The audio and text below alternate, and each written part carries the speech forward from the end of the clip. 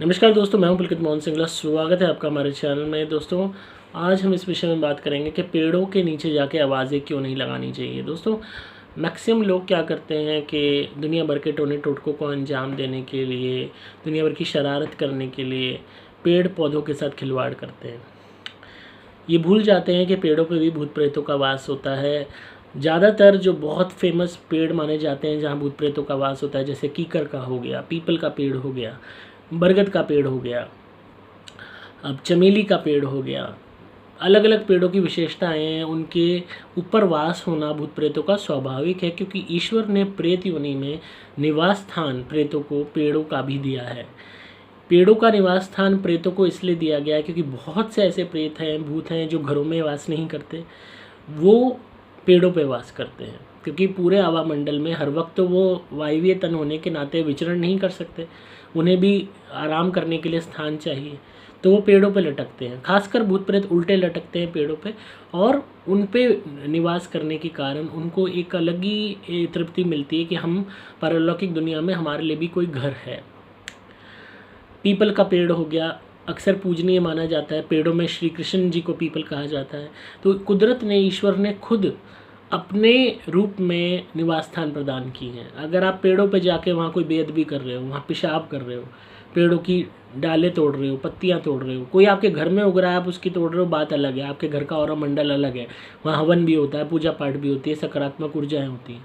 पर कोई भी जंगल में पेड़ है, कोई भी जगह पे वीरान स्थान में पेड़ है, वहाँ पे आप पत्ती तोड़ के ला रहे हो, पैर तोड़ के, उसके पैर नहीं सॉरी डाल तोड़ के ला रहे हो, जड़ें उखाड़ रहे हो उसकी, दुनिया भर की टोटके करने के लिए आप वहाँ पे कोई बेअदबी कर रहे हो, तो ये सारी चीज़ें इन चीज़ों को रुष्ट करती हैं। मैक्सिमम लोग क्या करते हैं, पेड़ों पे जाके आवाज़ लगाते हैं कि भाई कौन है, क्या है, यहाँ कौन है, जवाब दे, ये दे, वो दे।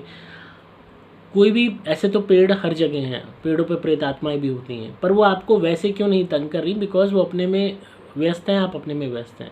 पर आप स्पेसिफिकली किसी के निवास स्थान पे जाके अगर उसको आवाज़ लगाओगे तो प्रतिक्रिया तो देगा ही। फॉर एग्जांपल, आपके घर पे कोई आके आपको आवाज़ लगाता है तेज़ी से, घर के बाहर खड़ा होगे, तो आप घर के बाहर जाओगे, प्रतिक्रिया दोगे, हाँ भाई कौन है तू, क्यों आवाज़ लगा रहा है।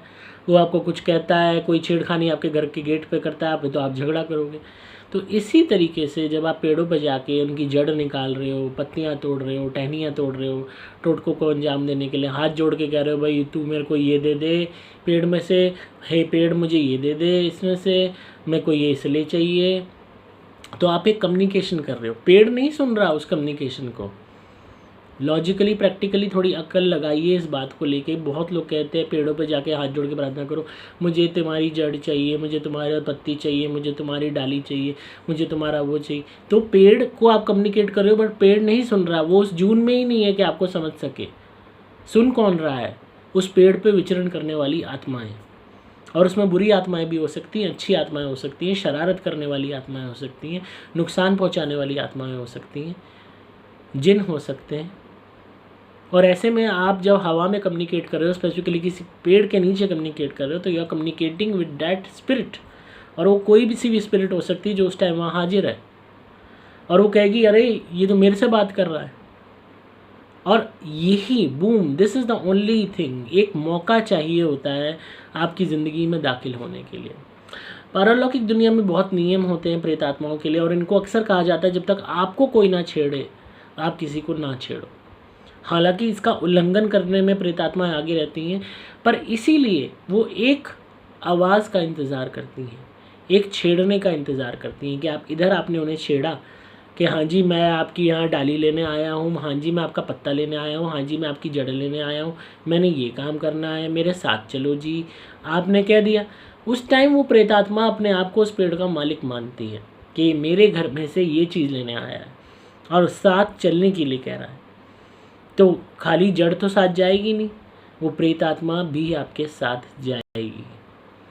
आप कुछ भी तोड़ के लेके जाओगे प्रार्थना करके तो आपके साथ जाएगी, और आपका वो टोटका सफल हो ना हो, आप बर्बाद ज़रूर हो जाओगे।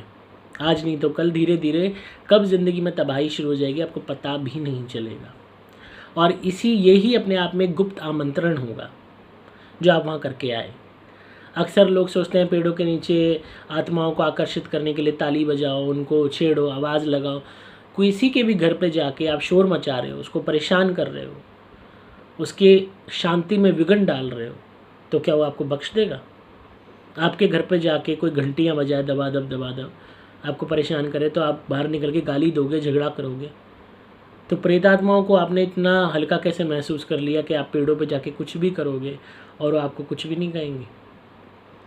दुनिया भर के केसेस मेरे पास आते हैं जहाँ लोग बर्बाद हो गए हैं, उनके बच्चे यूट्यूब पे और जगह जगह वशीकरण के इधर उधर के उल्टे सीधे टोने टोटके देखते हैं, जगह जगह चीज़ें ट्राई करते हैं। कोई पीपल का पत्ता तोड़ के ला रहा है, कोई किसी पेड़ की जड़ उखाड़ के ला रहा है, कोई पेड़ों में गांठें बांध रहा है, कोई पेड़ों में धागा लपेट रहा है, कोई कुछ कर रहा है, कोई कुछ कर रहा है, और काम बनानी उल्टा बैड लक शुरू हो जाता है, जीवन में परेशानियाँ शुरू हो जाती हैं, कोई ना कोई बीमारी लग जाती है, पागलपन की स्थिति आ जाती है, अचानक ज़िंदगी में सब कुछ ख़राब होने लगता है, उल्टा होने लगता है, घर के मेंबर्स बीमार होने लगते हैं, अचानक डेथ कॉज हो जाती है।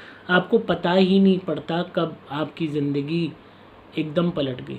और ये प्रकरण इतना, यूँ कह लो कि हमारी लाइफ में इतनी आसानी से हो जाता है कि हम गेस ही नहीं कर पाते कि हमारी किस गलती के कारण ही हो रहा है।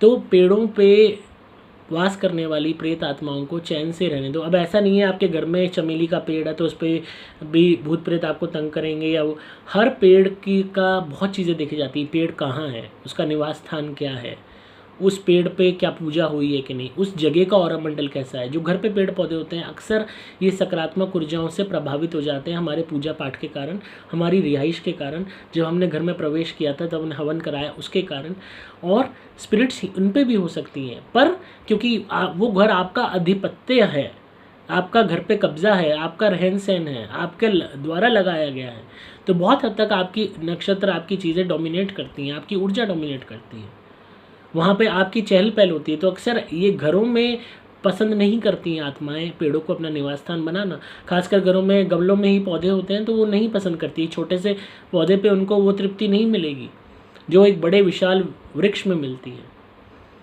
तो बड़े जो विशाल वृक्ष हैं, चाहे किसी पार्क में है, चाहे किसी वीरान स्थान पे है, चाहे किसी चौराहे के पास है, चाहे किसी गली कुछ पुराने पूज रहे हैं, क्या पता कितने लोग वहाँ क्रिया करके गए होंगे, कितने लोगों ने, क्या पता वहाँ पे कोई मरा हो पहले पेड़ के नीचे, क्या पता कोई पेड़ से गिर के मरा हो। आपको अपने पेड़ों के बारे में तो पता है जो आपने घर में लगाए हैं, पर जो किसी वीरान स्थान पे किसी और जगह पे, उनका तो आपको नहीं इल्म है ना। तो इस बात को समझिए दोस्तों, कोई भी तरीके का टोटका करने से पहले कि जड़ ला रहे हो, पत्ते ला रहे हो, डंडियाँ तोड़ रहे हो, हाथ जोड़ के प्रार्थना कर रहे हो, इन सब चक्करों में मत पड़िए। ये चीज़ें इतना ही अच्छी होती हैं अगर, तो दुनिया करोड़पति बन जाती, दुनिया के काम बन जाते, दुनिया किसी को भी वश में करके कुछ भी करा लेती अगर ये चीज़ें इतनी ही वर्क करती। तो मैक्सिमम टाइम लोगों से गलतियाँ हो जाती हैं, आपका कोई सुरक्षा कवच नहीं है, कोई आपकी प्रोटेक्शन नहीं है। अगर खुदा ना खास्ता कोई अनहोनी होती है, कोई गलत चीज़ साथ आ जाती है, तो ज़िम्मेदार सिर्फ आप होगे। इस बात को समझिए, अपने आप को जितना बचा सकते हैं वो बचाओ, जितना ज़्यादा प्रोटेक्टेड रख सकते हो रखो। मेरी तो यही सलाह है, बाकी आपकी ज़िंदगी है, फैसला लेने वाले आप हो, डिसाइड करने वाले आप हो क्या सही है क्या गलत है।